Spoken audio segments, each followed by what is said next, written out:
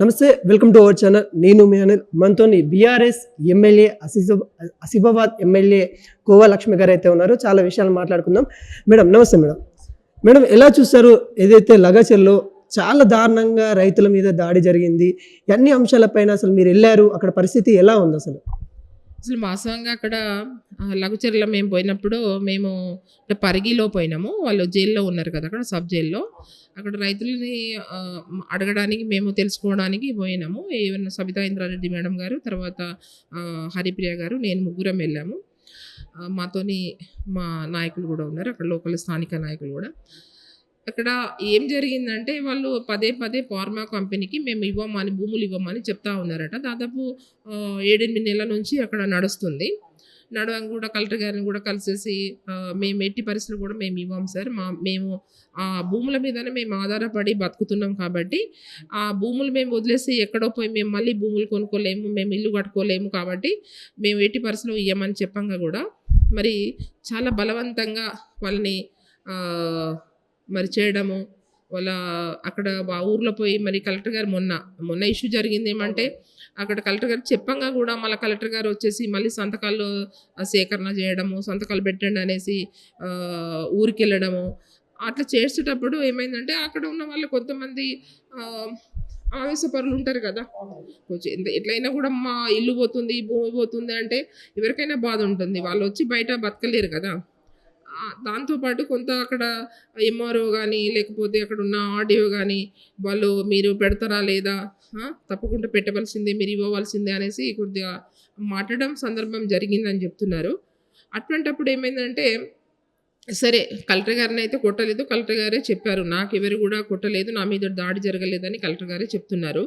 అక్కడ ఉన్న నాయకులకు ఎవరైతే ఆ సర్వే చేసిన నాయకులు మన ఎవరైతే అధికారులకి కొంతమంది ఆవేశపరులు ఒక 2-3 దెబ్బలు వేసిండ్రు. వాస్తవంగా వెహికల్ మీద కూడా బండలేశారు.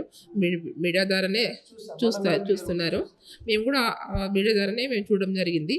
అయితే వాస్తవంగా జరిగింది ఏమంటే అక్కడ ఎవరైతే దాడి చేశారో ఆ దాడి చేసిన వాళ్ళు మాత్రము జైలు లేరు.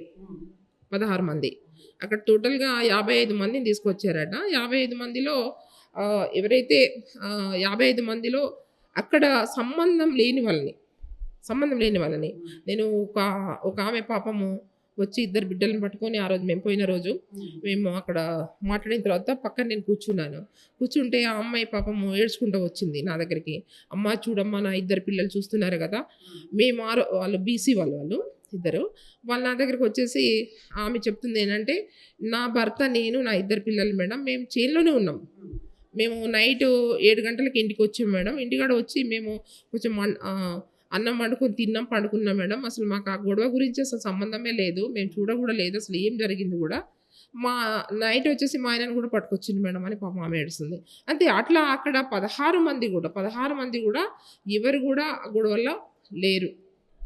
కేవలం ఏమంటే అక్కడ బీఆర్ఎస్ సంబంధించిన వాళ్ళనే 16 మందిని లోపల పెట్టడం జరిగింది. వాళ్ళని చాలా కొట్టారు. వాస్తవంగా వాళ్ళందరూ చూపెట్టారు, అన్ని చేతులు కాళ్ళ దగ్గర కూడా విపరీతంగా కొట్టి వాళ్ళని బీఆర్ఎస్కి సంబంధించిన వాళ్ళని మాత్రమే వాళ్ళని జైల్లో పెట్టేసి మరి వాళ్ళ కాంగ్రెస్ వాళ్ళు కూడా ఉన్నారు, దాంట్లో కాంగ్రెస్ వాళ్ళు ఉన్నారు, తర్వాత బీజేపీ వాళ్ళు ఉన్నారు, ఇంకా ఇతర వాళ్ళు కూడా ఉన్నారు.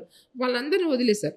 కేవలం ఒక బీఆర్ఎస్ పార్టీకి సంబంధించిన వాళ్ళని పాపం లోపల పెట్టేసి వాళ్ళ చెయ్యని పనికి వాళ్ళని శిక్ష అనుభవిస్తున్నారు వాళ్ళు. అయితే మేడం దీని మీద కూడా చాలా మంది ఏం చేస్తూ ఉన్నారంటే బీఆర్ఎస్ కార్యకర్తల ప్రోత్సాహం వల్ల ఈ ఘటన జరిగింది, అక్కడ బీఆర్ఎస్ వాళ్ళు రావడం వల్ల ఈ ఘటన జరిగిందని చాలా వరకు చెప్తా ఉన్నారు.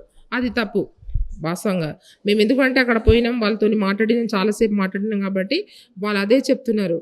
మేము అసలు ఈ గొడవలో లేరు మేడం, ఫొటోస్ చూసుకోవచ్చు కదా, వీడియో చూసుకోవచ్చు కదా. ఆ మీడియా ఆ రోజు అక్కడ మొత్తం ఫొటోస్ కూడా అన్నీ వచ్చాయి కదా. ఎవరైతే చేశారో వాళ్ళని పెట్టని మేడం, కానీ మేము ఎలాంటి దాడులు చేయలేదు, మాకు అసలు సంబంధం లేని వాళ్ళని తీసుకొచ్చి పెట్టారు.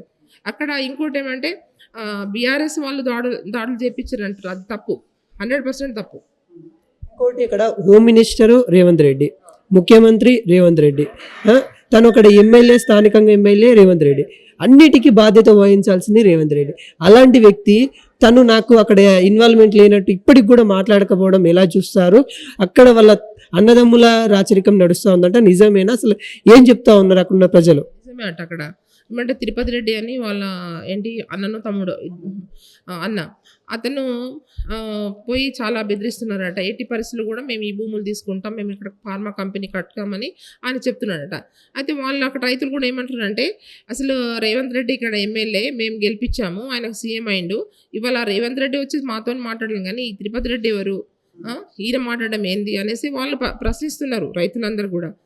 అయితే వాళ్ళకి ఏం కావాల్సింది ఏమంటే రైతులు వాళ్ళకి ప్రజలందరూ కూడా ఓట్లేసి గెలిపించారు. ప్రజల సమస్యలు తెలుసుకోవాలి కదా. ఆయన మీరు అన్నట్టు హోంమంత్రి ఆయననే, ఇప్పుడు సీఎం ఆయననే, ఎమ్మెల్యే ఆయననే, లోకల్లో ఆయన స్థానిక ఎమ్మెల్యే.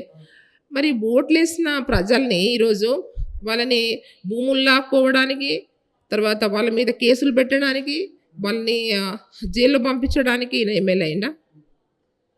చాలా మంది ఏమంటున్నారంటే అక్కడ ఉన్న స్థానికులు, నీ 6 గ్యారెంట్లు నాకు అవసరం లేదు బాబు, మా భూమి మాకు ఇవ్వండి అనే భయపడే విధంగా భయపెడతా ఉన్నారు. స్థానికంగా అంటే కొడంగల్లో భయపెడితే తెలంగాణ మొత్తం భయపెట్టినట్టు ఉంటుందని అని వస్తుంది. నిజమేనా? అసలు ఎందుకు భయపెడతారండి? ఇప్పుడు మొన్న మీరు చూసారు ఇక్కడ ఇది మన హైడ్రా పేరు మీద మొత్తము మూసీ నది పాపం పక్కన ఎన్నో సంవత్సరాలు ఉంటున్నారు కదా. ఇప్పుడు చాలా పెద్ద పెద్ద బడా బాబులకేమో ఆయన తీయలేదు, నోటీసులు పంపించి. ఇదే తిరుపతి రెడ్డి కూడా నోటీసులు కూడా పంపితే ఆయన కోర్టుకు పోయి మంచిగా ఉన్నాడు, ఆయన సొంత అన్ననే. మరి అక్కడేమో పాపం వాళ్ళు కూలీనాలు చేసి పని చేసుకున్న వాళ్ళు ఇల్లు కట్టుకుంటే కూలగొట్టిండు.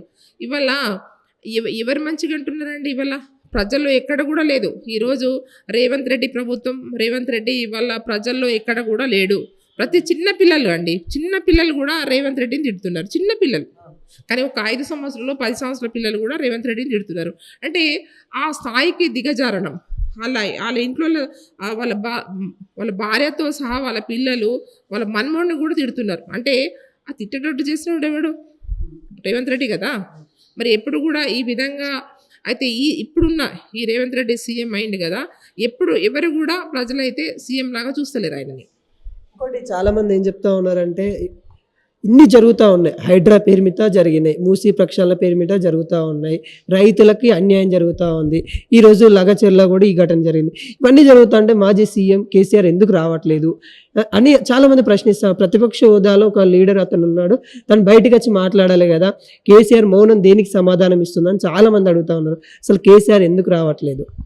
ఇప్పుడు కేసీఆర్ సార్ రావడానికి సిద్ధంగానే ఉన్నాడండి. ఎప్పుడు కూడా ప్రజా సమస్యలకి ఎప్పుడప్పుడు కూడా చూస్తున్నారు. ఈ రాష్ట్ర ప్రభుత్వంలో ఈ రేవంత్ రెడ్డి సీఎం ఏం చేస్తున్నాడు అని కూడా చూస్తున్నాడు. ఇవాళ 6 గ్యారెంటీలలో రైతులను మోసం చేసిండు, ప్రజలు మోసం చేసిండు, అభివృద్ధి ఇచ్చేస్తామని మోసం చేసిండు, అన్ని పథకాలు కూడా ఇస్తామని కూడా మోసం చేసిండు. అవన్నీ కూడా చూస్తున్నాడు సార్. ఇవాళ మన హరీష్ రావు సార్ కానీ, కేటీఆర్ సార్ కానీ రోజు కూడా ఎక్కడెక్కడ కూడా స్పందిస్తూ ప్రజలు తిరుగుతున్నారు. ఇవాళ ఎందుకంటే ఇవాళ సార్ ఏమంటే ఈరోజు ఇవాళ ఎప్పుడప్పుడు కూడా ప్రజల్లో ఉన్నాడు సార్, ఎప్పుడు కూడా ప్రజల గుండెలో ఉన్నారు. ఇప్పుడు అందరూ కూడా కేసీఆర్ సారే కావాలి, అలీ సార్ మన కేసీఆర్ సార్ ప్రభుత్వమే రావాలి అనేది ప్రజలందరూ కూడా అంటున్నారు. ప్రజల్లో ఉన్నాడు సార్, ఎప్పుడు కూడా ప్రజల్లో లేరు. వాళ్ళు అంటారు, కాంగ్రెస్ వాళ్ళు అంటారు తప్ప కానీ ఈరోజు ఎవరు లేరండి. ఇవాళ రోజు కేటీఆర్ సార్ స్పందిస్తలేరా? ఇవాళ ఎంత హింసిస్తుందో చూడండి. మొన్న కూడా దానికి ఆ కేసులో సంబంధించింది మళ్ళీ దాంట్లో కేసు మన కేటీఆర్ సార్ని కూడా కేసు పెడదాం అనడము, హరీష్ రావు సార్ మీద. మొన్న మీరు చూశారు ఎక్కడైతే మన ఇక్కడ పిల్లలు విద్యార్థులు ఆ రోజు డిఎస్సి దాంట్లో కూడా మరి ఇప్పుడు అశోక్ నగర్లో అట్లా పోయేటప్పుడు కూడా కేటీఆర్ సార్ మీద దాడి జరిగింది. మరి ఆ రోజు ఎవరైతే కాంగ్రెస్ వాళ్ళు దాడి చేశారు కదా కార్యకర్తలు, మరి వాళ్ళని ఎందుకు అరెస్ట్ చేయలేదు? అరెస్ట్ చేయాలి కదా. అంటే వాళ్ళకు ఒక న్యాయం, మా వాళ్ళకు ఒక న్యాయమా? అంతే. ఆయనకేమంటే అధికారం నాకు ఉంది, నాకు ఎవరేం చేయరు, నేను ఏం చేసినా కూడా నాకు నడుస్తుంది. ఇవాళ ఎక్కడ కూడా ఏ జిల్లాలో కూడా ఆయన ఏం చేస్తున్నాడంటే పోలీసులతోనే ఇవాళ ప్రభుత్వాన్ని నడిపిస్తున్నాడు. ఇవాళ ప్రజాపాలన లేదు, ఇవాళ పోలీసులతోనే ఇవాళ వాళ్ళు ప్రజాపాలన చేస్తున్నారు. ఫైనల్గా కేసీఆర్ గారు రెడ్ బుక్ తయారు చేస్తున్నారంట, నిజమేనా?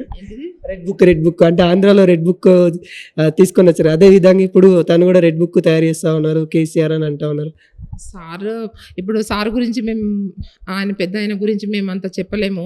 ఎందుకంటే ఆయన అనుభవం ఎక్కడ, ఆయన తెలంగాణ రాష్ట్రాన్ని సాధించిన వ్యక్తి, ఇవాళ అభివృద్ధి చేసిన వ్యక్తి, ఇవాళ అందరూ ప్రజలందరూ గూడా అన్ని వర్గాల ప్రజలందరూ గూడా ఒక ధాటిగా తీసుకొచ్చేసి మరి ఆయన అభివృద్ధి చేసి అన్ని వర్గాల ప్రజలందరూ గూడా ఆయన బిడ్డలాగా చూసుకున్నాడు. ఈరోజు